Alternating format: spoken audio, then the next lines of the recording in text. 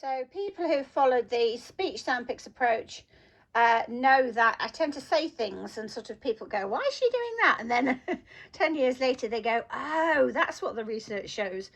So for example, here in our decodable words, in our green code level, so we've got, here are our chants, sit, ant. So SAPin is our first group, our green core code level. So they're practicing a few high frequency words, sentences right from the beginning made up of that SAPin and a few high frequency words. But here when we're going at it, so we're practicing that letter formation, they just show the phonetic symbols. The children aren't looking at those, so that there's the phonetic symbol for a, and it's just showing grown-ups, because the grown-ups will say, what's that? And we say, oh, they're phonetic symbols, and then the grown-ups start learning just as much as the children. But when we've got SAPin here, look what we did over 10 years ago. So this is because we want the children to swap the speech sounds, and in the research it's called set for variability. So when they go at sap, at pat, put it and pin, it and tin, put at and pant, at Santa. What's Santa? Oh, what's Santa? Santa doesn't make sense. That's just showing them, just to make it really clear that that is the, because this is the silly schwa phoneme, speech sound monitor. So it's saying, yes, we know that the letter A can map with the A sound, the A phoneme. But here, look, we don't say Santa, we say Santa, don't we? So that's why it's got the silly schwa there. So as I say, for over 10 years, we've been doing all of these things that now research is saying, oh, perhaps you should do set for variability, for, you know, really early on to help children. So like here they go, it, and so basically on set for variability, you get the children to give the sounds for the graphemes, the phonemes for the graphemes that they know, but then say, does that make sense? It, it's not a kitten, it's a kitten. So that E there maps with the schwa. So let's say we were setting it up with an activity and we were talking about, I don't know, somebody had been very kind, but we had the sentence, Pat, let's do SAPin, Pat is, so that's set for variability, isn't it, really, because it's Pat is, not is. So Pat is kind.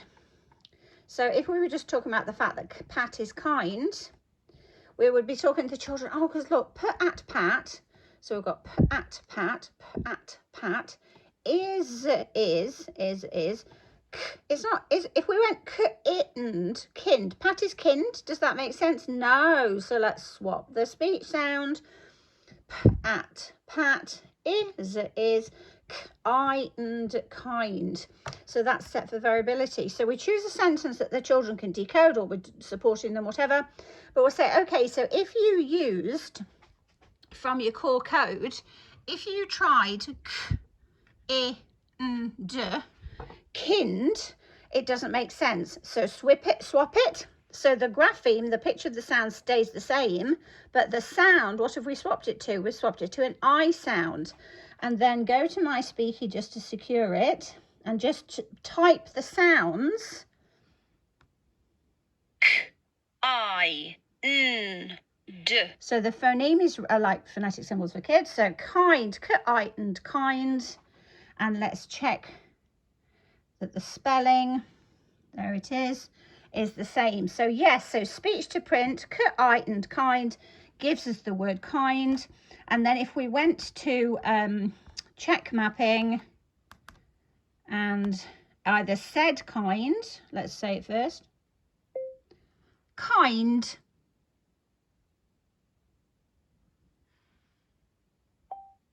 so they could say it, check it, and you can do this for a spell check, I and kind, brilliant. So if they're not sure how to spell the word, just say it into it, it'll show, but it doesn't just show the word, it'll show which letters go together.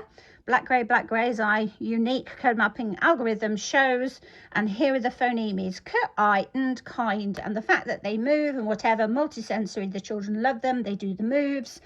You know, if you're doing the eye movement. Okay, what's the first monster? Which, how does he go? Okay, can you find it?